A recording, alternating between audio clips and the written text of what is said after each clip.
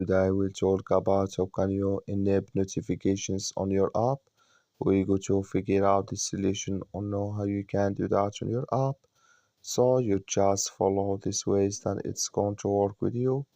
All you have to do in verse, you just go down here, you click here on account down here. So then it's going to take you to this list. It's going to show for you like this. Go above this sign, click on it. So when you just click on this sign here, it's going to take you to this list. It's going to show for you like this here. So then you click here on notifications here, just click on it.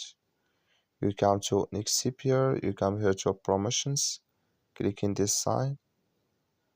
So then here this color show for us, that's main promotions enabled with us now. That's all you have to do. That's all. Thank you for watching. Don't forget to support us by liking and subscribe.